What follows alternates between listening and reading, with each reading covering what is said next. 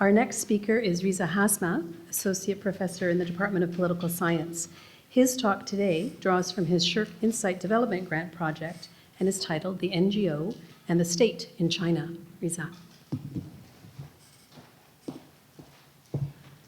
Good afternoon, everyone. We're going to move from Canada across the Pacific to China. And we're going to start off with a very humble sort of problem, at least a humble problem in my eyes. The idea here is this. What we see here is that the state is experiencing a sort of drawback in its sort of resources for servicing social welfare. Then we have NGOs who have the capacity to service these particular constituents. So the problem, which I said was, at least in my eyes, is very humble. Why don't we see a lot of collaboration between the state and the NGO? On the one hand, we have the NGO with the capacity, the state's retreating. It kind of makes sense that they actually interact with each other. So when I look at the literature to explain why we don't see a lot of collaboration between the state and the NGO, one of the major things that we saw in the literature was that because of the domination of the state, we're not actually seeing a lot of actors wanting to collaborate with them. In fact, they're afraid to collaborate with the state. So a lot of the literature talks about that. Another explanation is organizational differences between both sectors. So simply put, when you see the state, for instance, the state has a different way of behaving, a different sort of organizational culture, different ways of processing and thinking than, say, the NGO, who has another form of organizational culture. And so ultimately, when you have two different entities, two different sectors who think differently, have different organizational cultures, it's very difficult for them to work with each other.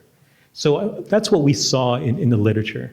What my research suggests is a really interesting sort of idea. After speaking to government officials, speaking to NGO officials in China, and in various local jurisdictions in China, and with great geographical representativity, what was really fascinating is that local officials, local policy officials, did not actually have meaningful awareness of an NGO. In fact, many did not actually meaningfully know what an NGO does. And so how can they partner with an entity if they know very little about it? And so that was the sort of highlight that the research that I did on this project suggested. Now, what are the implications of this? And I think this is what's really interesting for me. When the state is aware of the NGO, they're after the material power. So NGOs have various powers. They have material power, they have symbolic power, geographical power, interpretive power. But when public officials were aware of what the NGO can do for them, they were interested in how can they utilize their material power. In other words, how can they utilize their money? And so that was kind of an interesting sort of observation there. Another way to actually engineer sort of relationships with the state is actually at the personal level.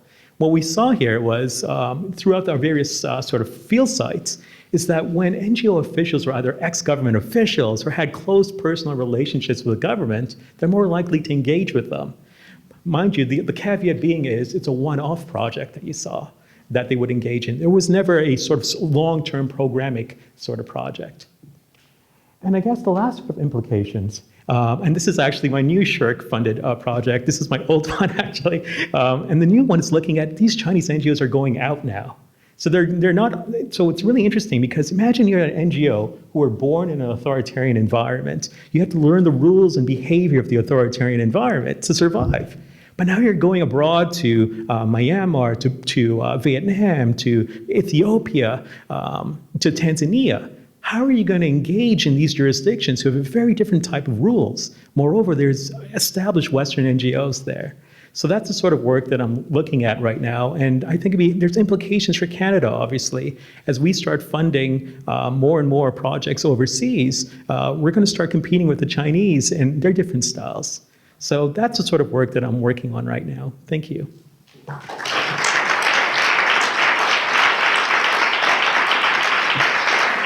Thank you, Reza.